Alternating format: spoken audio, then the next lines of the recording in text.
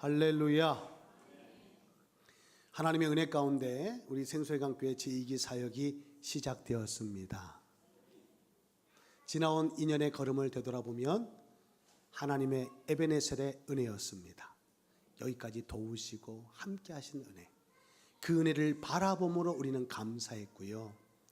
그리고 2기 사역이 시작하는 이 시점에 앞으로도 변함없이 더하시는 은혜를, 여호와 이레의 은혜를 기대하며 믿음으로 감사하는 것입니다. 그것이 우리의 사역의 출발점이에요. 감사인 것입니다. 모든 것이 은혜이기 때문입니다. 오늘 이 자리에 우리가 앉아 있음도 은혜입니다. 또 무엇을 시작하는 것도 은혜입니다. 모든 것은 하나님의 은혜인 것입니다. 이 사역을 바라보면서 늘 변함없는 은혜를 부어주시지만 더하는 은혜를 기대하면서 우리는 시편 127편 1절 말씀을 가슴에 품습니다. 어떤 은혜냐? 여호와께서 지키시고 세우시는 은혜. 이 은혜가 없다면 우리의 모든 수고는 다 허사가 될 뿐이에요. 하나님이 지키시고 세우시는 은혜. 이 은혜가 우리와 함께 하지 못한다면 그 누가 파수꾼으로 경성하여 그 자리를 지킨다 할지라도 그 지킴은 의미가 없다는 거예요. 여러분, 이 은혜가 우리와 함께 하시기를 간절히 사모하지 않습니까? 지나온 걸음도 또 앞으로 나아가는 우리의 발길도 하나님의 은혜로 함께 해주실 줄 믿습니다. 그 은혜만 가득한 제2기 사역 가운데 자라가는 기쁨이 충만하기를 원합니다. 어떤 기쁨이요? 자라가는 기쁨. 여러분, 신앙생활에서 우리가 경계해야 될 한 가지가 있는데 그것은 정체입니다. 침체입니다. 뒷발걸음 치는 거예요. 좌로나 우로나 자꾸 치우치는 거예요. 그거 하나님의 뜻이 아닌 것입니다. 믿음은 전진입니다. 믿음은 앞으로 나아가는, 길이 없다 할지라도, 갈 바를 알지 못한다 할지라도 믿음은 말씀의 약속을 붙잡고 나아가는 것입니다. 그래서 믿음은 전진이요, 후진이 없습니다. 퇴보가 있을 수 없습니다. 그래서 믿음은 자라는 거예요. 믿음은 나아가는 것입니다. 그런 2기 사역이 되도록 여러분 마음을 모아주시고 함께 기도해 주심으로 오늘 우리에게 주신 말씀, 오늘 말씀의 제목과 같이 그리스도의 몸을 든든히 세워감이 있는, 그래서 우리도 함께 그와 함께 믿음으로 자라감이 있는 우리의 믿음의 신앙생활이 되기를 소망하는 것입니다. 오늘 이 자리에 우리가 함께 앉아 있는데요, 많고 많은 교회 중에 생수회강교회, 오늘 이 시간 이 자리에 우리가 함께 하는 것은 어찌 이유가 없겠어요? 여기에 앉아 있는 이유가 있다는 거예요. 목적이 있다는 것입니다. 그것이 우리를 부르신 이의 뜻인 줄 믿습니다. 그리고 우리를 생수회강교회 영가족으로 하나 되게 하신 하나님의 뜻이라는 것입니다.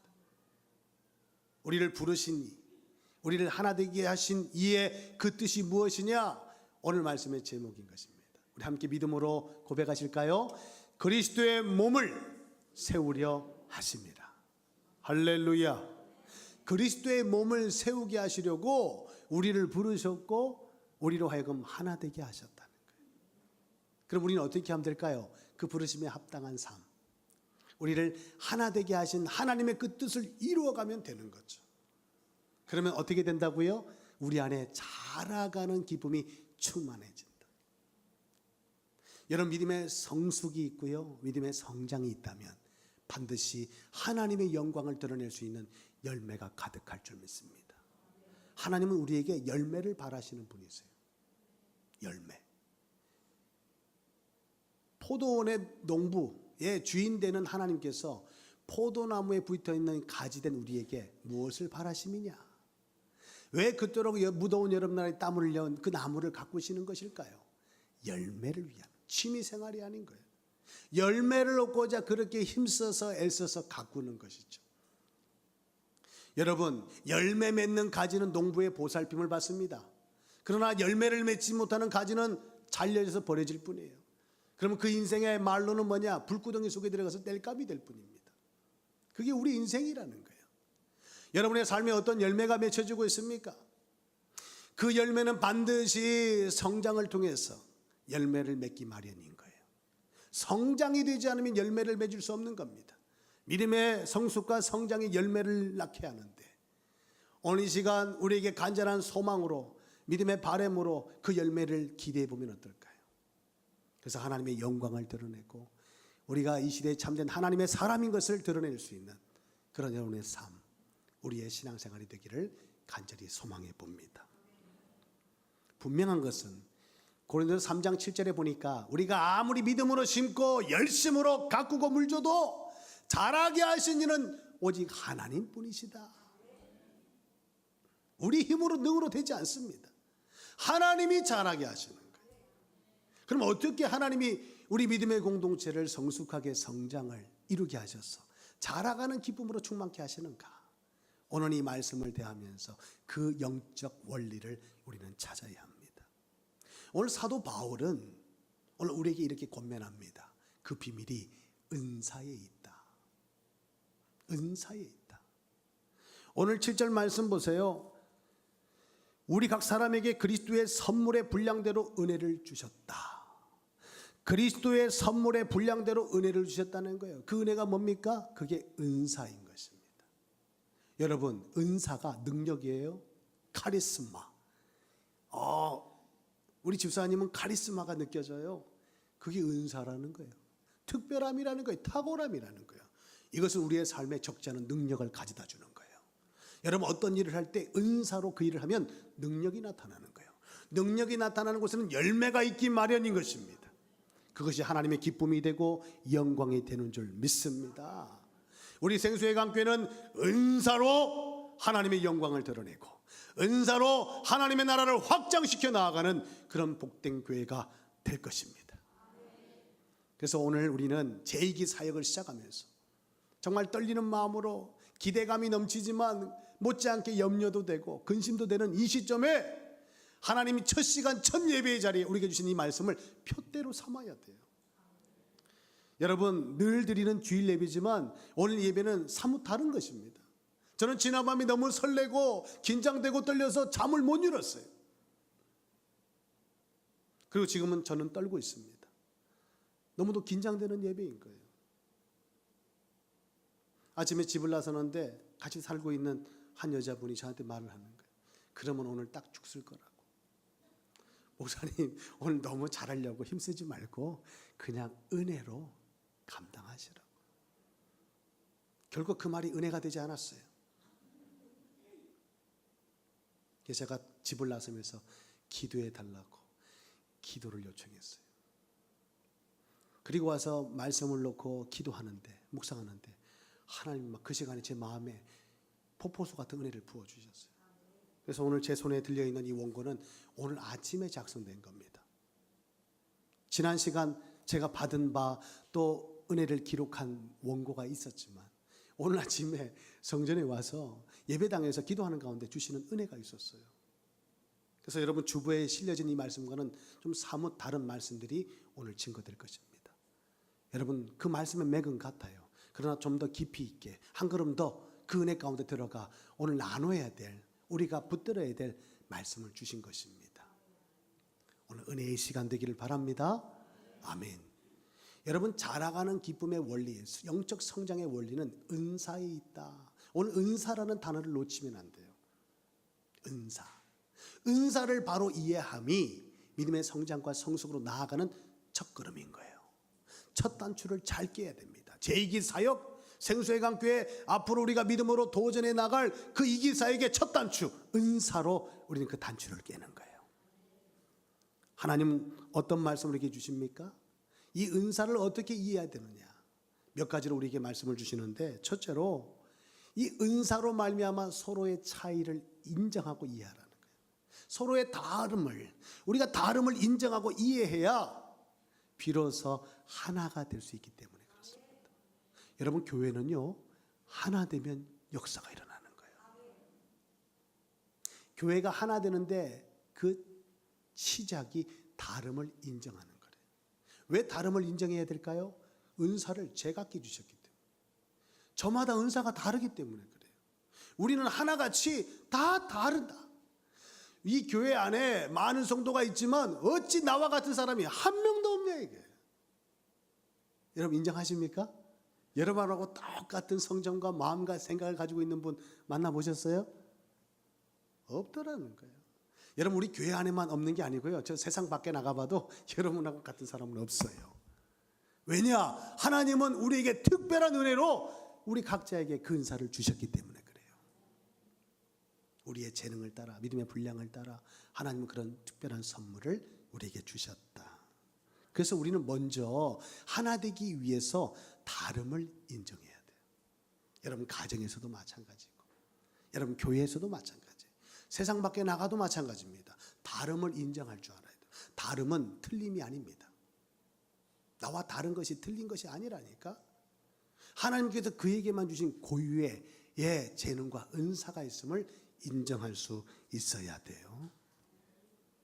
우리 각 사람에게 그리스도의 선물의 분량대로 은혜를 주셨나니. 그러므로 우리 상대를 우리가 바라볼 때, 교회 안에서 여러 지체들을 우리가 바라볼 때 내 생각으로 우리는 재단하거나 판단하면 안 돼요. 내 잣대로 들이대서는 안 되는 겁니다. 내 기준을 제시해서도 안 돼요.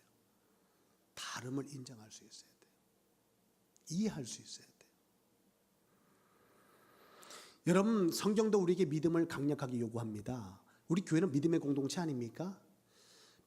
반드시 믿음이 있어야 되고 믿음이 필요하지만 그 믿음은 강요가 돼서는 안 돼요. 따라 하실까요? 믿음은 감동이다. 오늘 성경도 저자가 성령이신데 성령의 감동의 은혜를 따라 우리에게 전달되는 거예요. 강력하게 우리를 끌어낸다고 되는 것이 아닌 것입니다.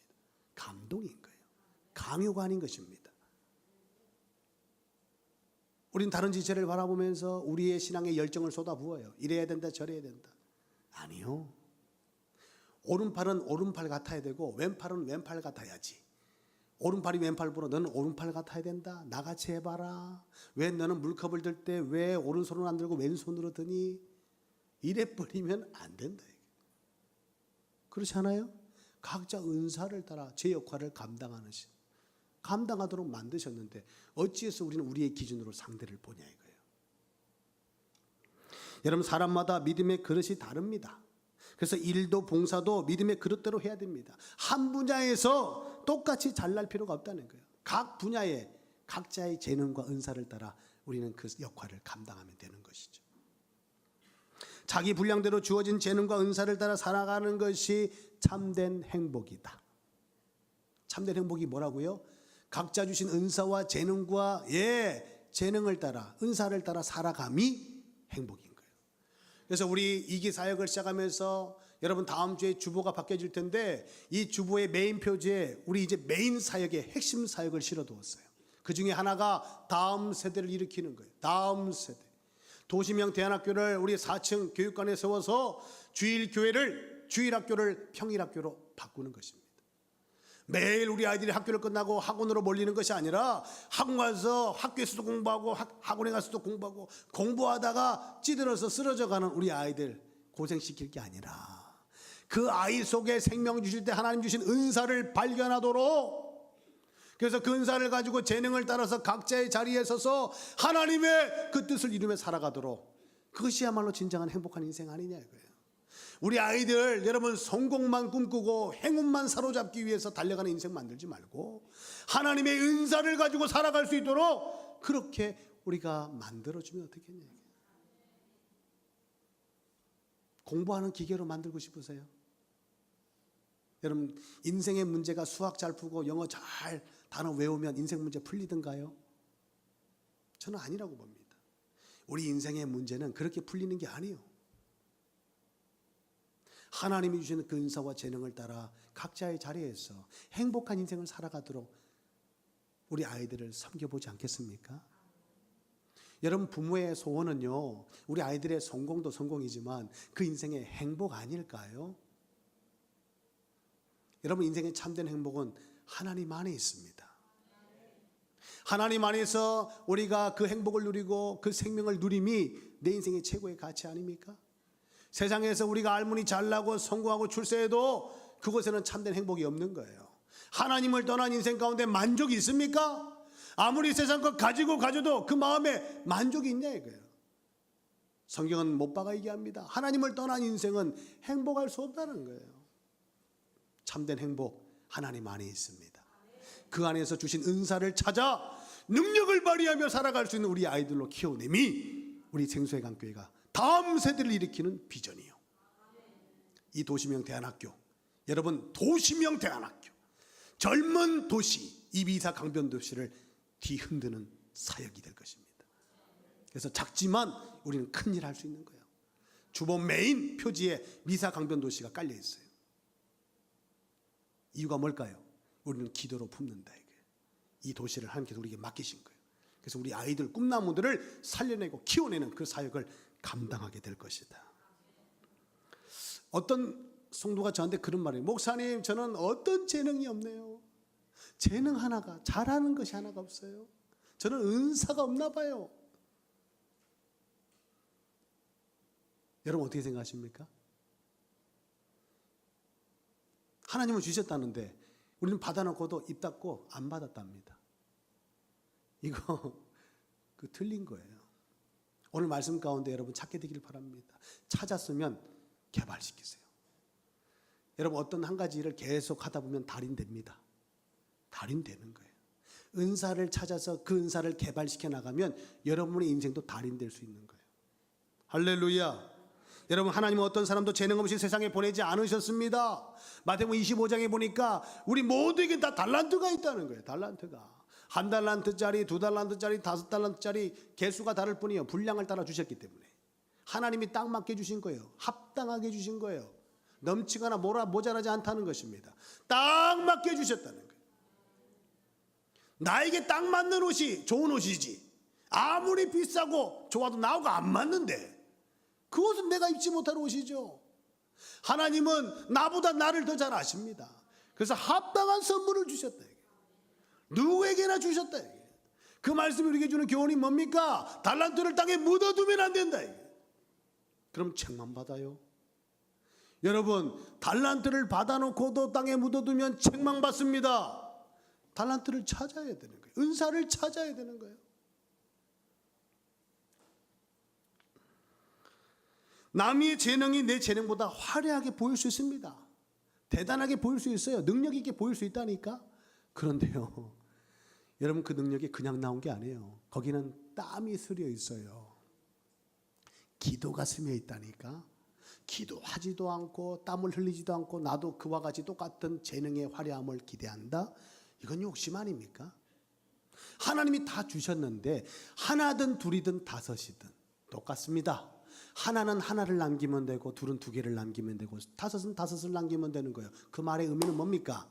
개수가 중요하지 않다는 거예요. 크기가 중요하지 않다. 강도가 중요하지 않다는 거예요. 받은 은사대로 살으라는 거예요. 여러분 걱정 마십시오. 1달란트짜리가 오히려 삶의 무게가 가벼울 수 있어요. 많이 가진 만큼 번뇌도 있습니다. 걱정이 끊이질 않아요. 우리 같이 없어 놓으니까 걱정할 일이 없어요. 많이 가져보세요. 걱정 의심이 떠나지 않는답니다. 없음에 감사할 수 있기를 바랍니다. 그러나 주신 것을 주목하세요. 늘 없는 것 때문에 여러분 늘 빈궁한 삶 살지 마시고 주신 것에 집중하며 능력의 삶을 살아가시길 바랍니다. 그게 은사요, 은사. 남이 나와 다른 존재임을 이해하고 그 다름을 인정하는 이 말의 의미를 사회학적인 용어로 이렇게 말합니다. 톨레랑스. 관용입니다. 받아들이는 거예요. 남의 다름을 인정하고 받아들이고 이해하는 거. 톨레랑스. 영어로는 톨러런스. 여기서부터가 하나됨의 시작이라니까요. 여러분 은사를 우리가 본다면 믿는다면 다름을 인정할 수 있어요. 톨레랑스. 남의 행동 양식을 이해하고 존중한다는 것입니다. 여러분 인정받고 싶으세요? 인정해 주세요. 여러분 관심 받고 싶으세요? 관심 보이세요. 사랑받고 싶으면 사랑하세요. 여러분 높임 받고 싶으면 높여주세요. 존중받고 싶으면 존중해 주세요. 이게 순리입니다. 나하고 다르면 다 틀리다고 무시해버리고 업신여기면 여러분 무시당해요. 업신여김을 당합니다. 다름을 인정해 줄 때 여러분도 존중받을 수 있어요. 여러분 이 일을 교회에서만이 아니라 가정에서부터 시작해 보면 어떨까요? 아내는 남편 보고 왜 그렇게 나하고 다른지, 누구는 치약을 위에서 짜고 누구는 뒤에서 짜고 뭐 앞뒤로 짜면 문제 됩니까? 어느 날은 앞에서 짜고 어느 날은 뒤에서 짜고 좋잖아요. 왜 허구한 날 앞에서 짜냐고 말이에요. 뒤에서부터 차곡차곡 짜야지 남김없이 쓸 수 있지. 여러분 이 다름을 인정하지 않으면 여러분의 삶에 가정 속에 고통이 끊이지 않을 겁니다. 왜냐하니까 처음에는 그 다름 때문에 매력이 느껴지고 거기서부터 사랑이 꼽혔거든. 나하고 어쩜 이렇게 달라. 그렇죠? 그 다름 때문에 내가 마음이 움직였는데 살다 보니까 다른 것 때문에 죽겠는 거예요. 여러분 빨리 이것을 인정하고 이해해야 여러분의 가정에도 웃음의 꽃이 핍니다. 그게 행복으로 가는 길이에요. 인간관계에서 어려움을 만날 때 우리는 먼저 생각을 해야 됩니다. 하나님은 저를 나와 다르게 창조하셨다. 여기서부터 우리는 믿음의 시작이 되는 거예요. 고린도 12장 12절 말씀을 한번 보실까요? 여러분 우리는 한 몸이지만 여러 지체입니다. 같이 읽어봅시다. 몸은 하나인데 많은 지체가 있고 몸의 지체가 많으나 한 몸인과 같이 그리스도도 그러하니라. 이게 우리 교회가 가져야 될 지체의식인 거예요. 서로가 다 다릅니다. 그러나 우리는 하나입니다. 맞습니까? 이게 진정한 교회예요. 이런 의식을 가지지 않고서는 교회 안에서 시험 듭니다. 여러분 우리 성도들은 교회 밖에서 시험 들지 않아요. 교회 안에서 시험 들지. 이유가 뭘까요? 지체의식이 부족하기 때문에 그래요. 여러분 손과 발이 달라도 한 몸이요. 누가 누구 탓을 합니까? 한 몸인데 우리는 한 가족인 것입니다. 여기서부터 자라가는 기쁨이 시작되는 거예요. 자라가려면 일단 하나 돼야 되겠죠. 하나 되려면 다름을 인정해야 되는 거예요. 이게 은사인 것입니다. 두 번째로 이 은사의 비밀이 뭐냐? 왜 하나님 우리에게 은사를 주셨냐? 하나님의 영광을 드러내라는 거예요. 은사가 그래서 능력이 되는 것입니다. 능력 받으면 여러분 하나님의 영광이 나타나는 거예요. 그래서 약속 잡고 기도했던 초대교회가 능력 받은 거예요? 권능 받은 거예요? 가는 곳마다 하나님의 나라를, 하나님의 영광을 드러냈잖아요. 여러분 우리에게 하나님은 그 은사를 주신 줄 믿습니다. 오늘 6절 말씀, 10절 말씀 보니까 10절 말씀 보실까요? 내리셨던 그가 곧 모든 하늘 위에 오르신 자니 이는 만물을 충만하게 하려 하심이라. 6절의 말씀에도 보니까 하나님도 한 분이시니 곧 만유의 아버지시라. 만유 위에 계시고 만유를 통일하시고 만유 가운데 계시도다. 좀 말이 어려워요. 간단하게 말하면 하나님의 영광이 가득하다는 거예요. 이 만물 가운데. 왜냐? 그분은 창조주가 되시기 때문에. 어디 하나 하나님의 손길이 닿지 않은 곳이 없다는 거예요. 저 들풀에도 하늘을 나는 새 가운데에도 하나님의 섭리가 있다는 거예요. 하나님의 창조의 섭리가 서려 있다는 거예요. 오직 만물 가운데. 그 만유 가운데 충만함이 하나님의 영광이 아니냐. 오늘 이 말씀이에요. 그렇다면 우리에게 주신 이 은사를 가지고 무엇에 쓰려고 하느냐? 하나님의 영광을 위해서 사용하라는 거예요. 여러분, 여러분이 가진 재능과 은사를 가지고 하나님의 영광을 위해서 사용함이 여러분 가장 인생을 잘 사는 길입니다. 할렐루야. 여러분 삶의 표대가 이제 맞춰집니까? 여러분 분명한 인생의 초점이 맞춰집니까? 그래야 불이 나는 거예요. 돋보기에다가 검은색 종이에 초점을 맞췄더니 불이 나더라고. 초점이 안 맞으면 이 불을 못 내요. 하나님께 초점을, 하나님께 영광을 위한 삶을 살아갈 때 우리 인생 가운데도 성령의 불이 붙는 것입니다. 성령의 역사가 일어나는 거예요. 하나님의 영광을 드러내며 있는 복된 인생, 우리 인생이 되기를 소원합니다. 셋째로 은사는 직분을 감당하라고 주신 거예요. 무엇을 감당하라고? 직분. 직분은 교회를 세워가는 강력한 도구가 됩니다. 여러분 잊지 말 것은 직분은 교회를 통해서 하나님이 주시는 거예요. 오늘 임명장 수여했죠? 교회에서 하나님께서 주시는 겁니다. 그래서 우리는 이것은 하나님께 받은 직분으로 알고 충성을 다하는 거예요. 고린도서 4장 2절에 맡은 자가 구할 것은 뭡니까? 그리스도 일꾼이요 하나님의 비밀을 맡은 자에게 구할 것은 오직 충성뿐인 것입니다. 직분을 감당하라고 주셨다는 거예요. 오늘 본문 11절 말씀 보세요.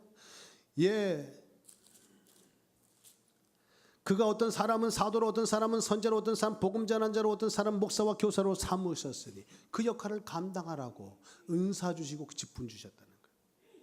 여러분, 직분을 감당하면 우리가 꼭 써야 될 게 뭐라고요? 은사인 것입니다.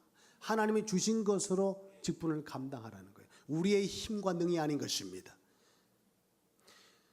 고린도후서 4장에 보니까 우리를 어떻게 표현하고 있냐? 질그릇 속의 보배. 구원받은 하나님의 자녀된 인생은 어떤 인생이냐? 질그릇 같은데 그 안에 보배를 가졌다는 거예요. 여러분, 질그릇 속에 왜 보배를 담았습니까? 힘이 큰 하나님의 능력이 질그릇에 있지 않고 보배에 있음을 확실하게 보여주려고. 그래서 갈라디아 2장 20절은 말합니다. 내가 죽어야 주님이 사시는 거예요. 질그릇이 깨질 때 하나님의 영광이, 내 안에 보배 되신 그리스도의 영광이 드러나는 것입니다.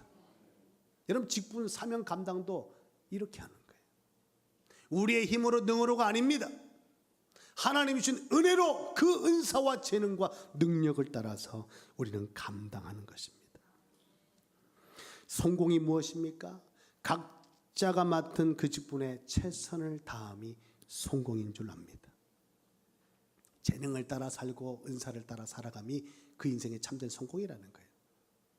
남의 인생 흉내내지 말고 친구 따라 강남 가지 말고 여러분 주신 은사대로 인생을 살아보면 그 인생이 가장 잘 산 인생이라는 거예요. 그러면 무엇보다 인생의 성공을 꿈꾸는 우리가 찾아야 될 것이 있다면 은사 아니겠어요? 그래서 우리 아이들의 인생도 은사를 찾아주고 나도 은사를 찾고 그 은사를 가지고 무엇합니까? 직분을 감당하는 거예요. 여러분, 여러분에게 주신 직분이 하나님의 뜻인 줄 압니다. 내가 지금 받은 직분이 하나님이 나에게 요구하시는 뜻이라는 거예요. 그래서 그 직분을 감당하도록 은사를 주셨고요. 여러분, 정말 성공자적인 인생을 살아가시고 행복한 인생이 되기를 바라요. 여러분, 세상에선 재물이 있고 지위가 높은 사람을 성공자라 말하지만 성경 그렇게 말하지 않습니다. 왜냐하니까 우리 하나님, 내가 믿는 우리 아버지 하나님이 창조주시라니까요. 전능자시라니까요. 능력이 그 앞에는 아무 의미 없어요. 아무리 높고 높은 지위도 그 앞에는 의미가 없는 것입니다. 여러분, 참된 인생의 성공이 무엇입니까? 아버지가 내게 주신 은사와 능력을 따라 살아감이 가장 잘 산 인생이에요. 여러분, 그렇게 멋진 인생 살아보고 싶지 않으세요? 그럼 오늘 이 말씀을 마음에 담아야 될 것입니다. 작은 일을 해도 남이 인정해 주지 않아도 하나님 앞에서 오늘 주신 것을 따라 충실하게 땀 흘리며 열심히 최선을 살아가며 여러분, 그 인생이 제일 잘 산 인생이에요. 작은 것의 가치를 보는 눈이 있기를 바랍니다. 아름답고 소중하면 작은 것도 귀한 거예요. 아무리 커도 의미 없고 소중하지 않으면 그 의미 없는 거예요. 나하고 상관없는 거잖아요. 하나님이 주신 재능을 적어도 우리는 두 가지를 통해서 나타내야 돼요. 첫째는 오늘 말씀드린 직분을 통해서, 그리고 여러분의 삶을 통해서. 여러분, 삶의 자리에서도 하나님의 계획과 언약을 믿는 사람은 허투루게 살지 않습니다. 하나님의 계획이 있겠지, 하나님의 은혜가 있겠지, 감나무 밑에서 감 떨어지기만을 기다리는 그 인생 아닙니다. 진짜 하나님의 계획을 믿는 사람은 주어진 환경과 상황 가운데 굴하지 않고 낙심치 않고 최선을 다하는 거예요. 그게 요셉의 인생이었어요. 하루아침에 노예로 팔려갑니다. 그것도 모자라서 누명을 쓰고 감옥에 들어갑니다. 여러분, 이거 납득할 수 있겠어요? 이해할 수 있겠어요? 그러나 그는 믿었어요. 하나님은 살아계신다. 나와 함께 하신다. 이런 일들 가운데 하나님의 섭리가 있고 계획이 있을 것이다. 그래서 주어진 일에 최선을 다했더니 가정 총무가 되고 감옥에 들어가도 인정을 받았잖아요. 여러분, 이게 믿음의 사람의 모습인 거예요. 여러분, 하나님의 계획만 앞세우고 여러분 시간 낭비하고 인생 허투루게 살면 안 됩니다. 하나님의 계획이 분명하기 때문에 최선을 다해야 돼요. 언약이 먼저입니다. 하나님의 계획이, 그리고 최선이 따라가는 거예요. 세상은 하면 된다, 할 수 있다, 천만의 만만이에요. 하나님의 계획 안에서, 하나님의 은혜 가운데 최선인 것입니다. 여러분, 맡겨진 직분 어떻게 하실랍니까? 직분이 하나님의 뜻인데 그 뜻에 순종하시겠습니까? 그러면 직분을 감당하다 보면 하나님은요, 능력에 능력을, 지혜를, 복에 복을 하나님 더하시고 하나님의 영광을 드러내기 위해서 여러분의 인생도 높이 들어 사용하실 줄 믿습니다. 여러분 그런 인생 꼭 되시길 바랍니다. 마지막으로 은사를 통해서 그리스도의 몸을 세우라, 교회를 세우라는 거예요. 이 직분을 주신 궁극적인 목적인 거예요. 오늘 이기 사역을 시작하는 우리 생수회강 교회에게 하나님 말씀하시기를 그리스도의 몸을 세워가라는 거예요. 이것이 우리를 부르신 목적이요, 우리를 하나 되게 하신 아버지의 뜻이다. 여기에 여러분 마음이, 여러분의 생각이 맞춰지는 그 순간 하나님의 형통한 은혜가 함께 하실 줄 저는 믿고 확신합니다. 하나님의 일을 누구에게 맡기겠어요? 하나님과 마음이 통하는 자, 하나님의 마음을 품는 자, 이 일에 내게 주신 은사를 찾아 그 재능을 따라 힘쓰는 자, 하나님 그 인생 주목하지 않겠어요? 하나님이 들어서시는 능력의 지팡이가 되는 거죠. 지팡이, 나무 몸뚱에서 잘려진 나무 토막, 생명 없어요. 보잘것없어요. 사람의 손때가 묻어서 반들반들합니다. 그런데도 그 안에 그 지팡이에 아론의 이름이 새겨지자 마른 지팡이에 싹이 나는 거예요. 여러분의 인생 가운데 이와 같은 기적의 역사가 일어날 줄 믿습니까? 그리스도의 이름이 새겨진 우리 인생, 그리스도의 그 이름을 새기고 살아가는 우리 인생 가운데에도 그런 생명의 역사가 일어날 줄 믿습니다. 그게 뭡니까? 하나님이 살아계심을 드러내는 거예요. 하나님이 내 인생 가운데 함께 하심을 나타내는 거 아닙니까? 그런 인생, 여러분의 인생 되기를 바랍니다. 여러분 이렇게 우리가 살아가면요, 그렇게 은사와 재능을 가지고 내 맡겨진 직분을 충성되게 감당하는 사람 한 사람만 있으면 교회는 세워지는 거예요. 방주를 많은 사람이 들러붙어 가지고 지은 거 아니에요. 한 사람이 은혜 받고 사명 받아 말씀에 준행함으로 지어진 것이 방주 아닙니까? 그거 하나님 다 주신 거예요. 방주는 잣나무, 고페로 나무로 지은 게 아니에요. 말씀으로 지은 거지. 방주의 주재료가 말씀인 거 아십니까? 공법은요? 공법은 뭡니까? 재료가 말씀이라면 공법은 믿음이죠. 믿음으로 방주를 지은 겁니다. 오늘 이 시대에 여러분 말씀과 함께 따라가는 그 믿음의 방주가 지어지는 거예요. 세워지는 겁니다. 그 방주 안에, 구원의 방주 안에 여러분의 가족이 들어가고 자녀가 들어가고 형제가 들어가고 나에게 허락하신 그 영혼들이 그 방주에 타오르는 거죠. 여러분 교회가 방주 아닙니까? 정말 이 시대 교회가 마지막 보루 아닙니까? 누가 뭐라고 해도 하나님의 생명의 말씀이 증거되고 선포되는 교회가 이 시대 방주요. 그럼 여러분 방주를 어떻게 해야 됩니까? 맡겨진 직분과 주신 은사를 통해서 힘써 그 말씀을 준행함으로 방주를 지어야 함이 마땅한 줄 압니다. 그 방주 속에 여러분의 가정이 들어갑니다. 여러분 자녀가 함께 들어갑니다. 구원인 것입니다. 여러분 교회를 세우는 자가 되기를 바라요. 이 시대 교회를 지키는 자가 되기를 간절히 소원합니다. 그것이 여러분의 가정을 지키는 길이요, 자녀들을 세우는 길인 줄 믿습니다. 직분을 은사로 잘 감당하는 성도 한 사람을 보면 목사는 그렇게 기쁠 수가 없어요. 하나님은요 얼마나 기뻐하실까요? 직분이 녹록지 않습니다. 먼저는 부담이 먼저 오고요, 그리고 어려움이 따르는 법이에요. 그러나 기도함으로 신실하게 하나님 앞에서 내게 주신 은사와 그 재능을 따라 힘써 섬기다 보면 하나님이 감동하시는 거예요. 여러분 큰 일 잘한다고 해서 감동이 아닙니다. 작은 일을 큰 일처럼 여기고 남이 보든 안 보든 역청을 바를 때 그렇게 발라야 돼요. 남이 볼 땐 열심히 바르고 안 볼 때는 대충 쳐발라버리면 방주가 물새요. 그렇잖아요? 여러분 교회를 섬길 때 누가 보든 안 보든 교회가 방주라는 것을 믿으면 역청을 꼼꼼히 발라야 돼요. 물샐 틈 없이 발라야 되는 것입니다. 이것이 교회를 이 시대에 세워가는 비밀 아니겠어요? 이건 누가 뭐라고 할 필요가 없는 거예요. 내가 올라탈 방주니까 거기에 세상 물이, 하나님의 심판의 물이 스며들지 않도록 역청을 발라야 되는 거예요. 이게 교회를 세워가야 될 우리의 성도들 마땅의 직분 아니겠냐. 그러면 교회도 든든히 서가고 우리 가정도 살게 되고 여러분 우리도 행복해지는 줄 믿습니다. 여러분 교회 안에서 헤게모니에 신경 쓰지 말고 하모니에 힘쓰는 복된 성도 되길 바라요. 하나 되면 하나님이 하십니다. 이 기사역 우리 이렇게 출발하면 될까요? 오늘 이 말씀의 주인공이 되시길 바랍니다. 할렐루야. 기도합시다. 하나님, 가슴이 떨립니다. 믿음이 앞서기보다 염려가 앞서고 앞으로 우리가 감당해야 될 일들을 생각해 볼 때 참으로 마음이 무겁기만 합니다. 그러나 그런 우리의 모습 주님 잘 아시고 오늘도 우리에게 그 능력의 은사를 주시고 재능을 주셔서 오늘도 하나님의 영광을 드러낼 복된 교회로 또 신실한 직분자로 사명자로 하나님 부르시고 세워주셨음을 알게 하심을 감사합니다. 몸된 교회 그리스도의 몸을 세워가는 주인공이 되게 하여 주옵소서. 일의 쓰임을 받는 가정이 되고 가문이 되게 하여 주옵소서.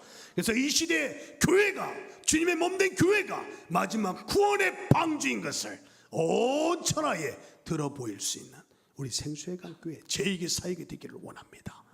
자라가는 기쁨이 우리 가운데 충만하게 하셔서 하나님의 기쁨이여 영광이 되게 하옵소서. 예수님 이름으로 간절히 축복하며 기도 올리옵나이다. 아멘.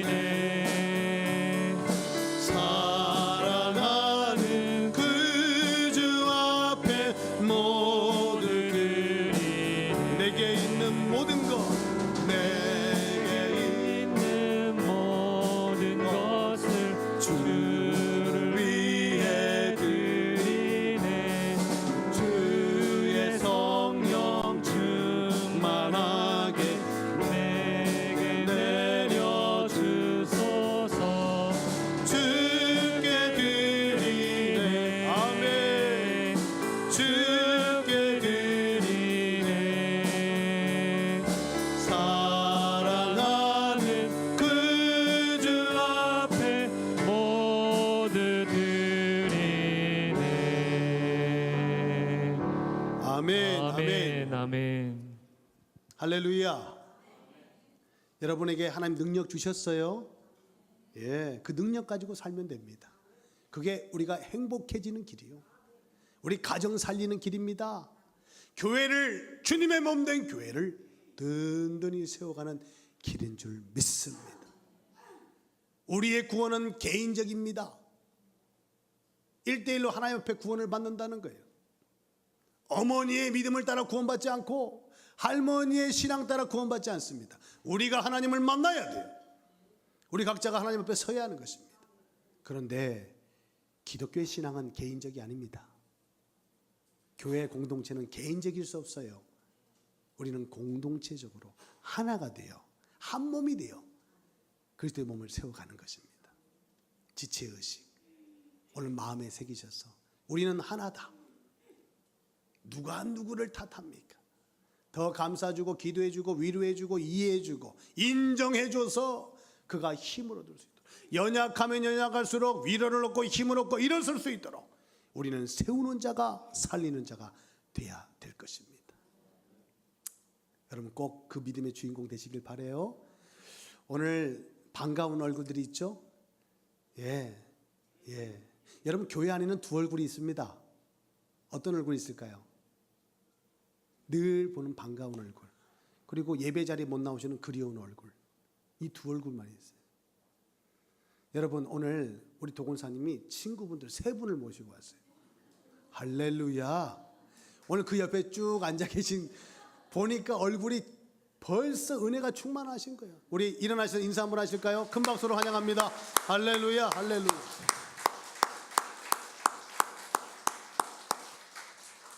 우리 교회 안에 기도하는 어머니, 우리 권사님들로 충만하기를 원합니다. 아유, 다리에 힘이 없습니다. 기도에 힘을 내세요. 할렐루야. 그것이 가장 강력한 힘인 줄 믿습니다. 여러분도 야구를 치지요? 친구들 다 데리고 와서 옆자리에 앉히세요. 그럼 여러분 박수 쳐드리고, 예? 하나님께 영광을 얻을 수 있도록 우리가 함께 축복하겠습니다. 여러분, 자라가는 기쁨 우리 안에 충만합니다. 내가 자라고, 우리 가정이 자라고, 우리 몸된 교회가 자라날 때, 하나님께 기쁨 될 때 이곳에 영광이 가득할 줄 믿습니다. 이 일을 위해 더 기도하고 더 헌신하고 섬김하며 더 강력한 믿음으로 제2기 사역을 시작합니다. 우리 자리에서 일어나셔서 그 믿음의 고백으로 찬양하며 나아갑니다.